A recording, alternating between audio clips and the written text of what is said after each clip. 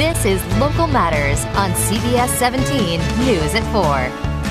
North Carolina voters will soon decide who is going to be the next lieutenant governor, and Democratic State Senator Rachel Hunt is running against Republican Hal Weatherman. CBS 17's Russ Bowen joins us now. And Russ, this is your second time having Senator Hunt in our studio. Yes, Rachel Hunt sat down with me right after she won the primary earlier this year. Early one-stop voting, starts in 35 days, and the role of the lieutenant governor isn't that well understood by many voters. We talked about why that office is so important and where she stands on some key issues.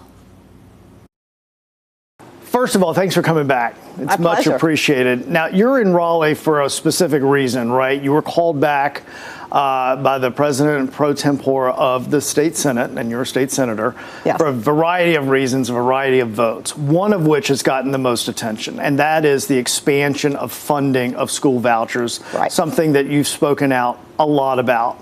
This means that instead of funding our public schools, we are going to be giving more money to these private school vouchers so that people that make even over $1 million can send their children to voucher schools, and we'll get taxpayer money to do so. Why do you have a problem with that? Well, first of all, the separation of church and state is being violated. Many of these schools are religious-based, and there is no overseeing of any of them. Which we, by the way, have done extensive reporting on. The regulations when it comes to public schools, completely different, mostly different than when it comes to private schools. You know, if we break the supermajority, we meaning the Democrats, and are able to stop, future expansions, then we could get a hold of this thing. But if we instead do what Arizona has done, continue to allow it to expand, it is going to affect our budget in about 5 years. We're not going to have enough money to run North Carolina properly. Which brings me full circle to the job that you're running for, that you're asking the public to place you in. You would be, if you were to win the lieutenant governor's race, you would be in charge of breaking that tie vote in the North Carolina Senate. Mark Robinson, a person of whom we have not seen basically at all in the state Senate during his term, current lieutenant governor, was there this week in case a tie needed to be broken. So talk to me about that particular, job description that comes with this and how it's not something that should be shied over. And I say this whether you're a Democrat or whether you're a Republican. Sure. Absolutely. One of the main jobs of the lieutenant governor is to preside over the Senate.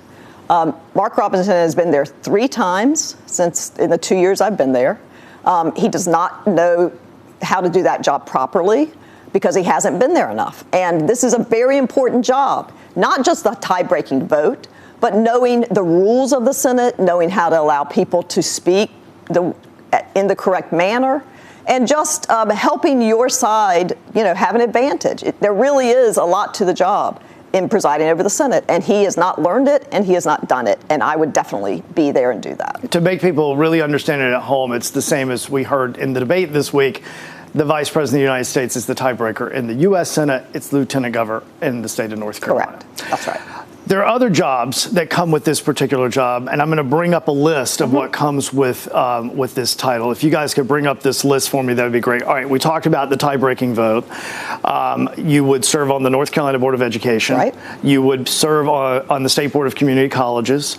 You would serve on the NC Capital Planning Commission. You would serve on NC E-Learning Commission Chair, right? I want to talk about the Board of Education, something else Mark Robinson has not shown up for. Am I right? Yes, correct. Okay. Not that you're running against him, but I think it's important to distinguish why this role does matter. Right. You've said that you feel that the State Board of Education should have more say when it comes to public education than the legislature. Am I correct? Yes. Okay, so why?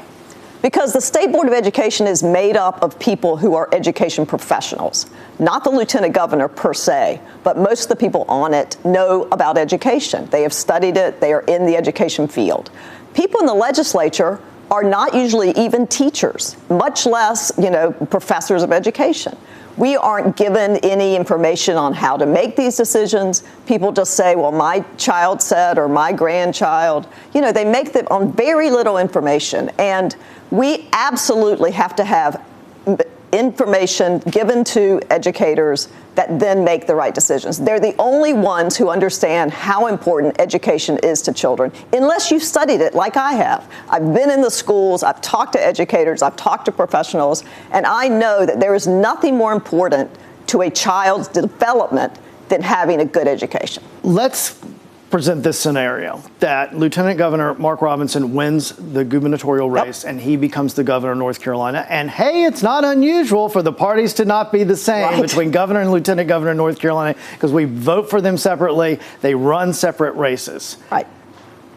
As far as I can tell, there's not much of a relationship between the current governor and the current lieutenant governor. Right. Do you think that's healthy? Do you think that you could change that if you were to win the lieutenant governorship and Mark Robinson becomes the Republican governor?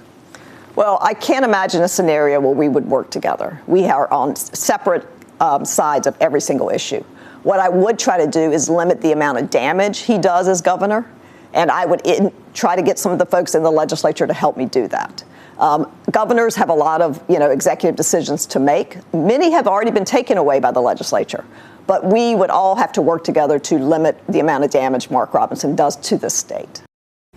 And if you want to see that previous interview with Rachel Hunt, you can find it at CBS17.com, where we talk extensively about access to abortion. Now, I most recently sat down with Senator Hunt's competitor, Hal Weatherman, during the Republican National Convention. You can find that interview as well at CBS17.com. And we are currently working with Weatherman's campaign for him to come back. We're very much looking forward to that. CBS 17 has also asked current Lieutenant Governor Mark Robinson to come in for an in-studio interview for well more than a year. So far, he has not agreed to do so. Guys. All right, Russ, thanks so much. Appreciate it. You bet.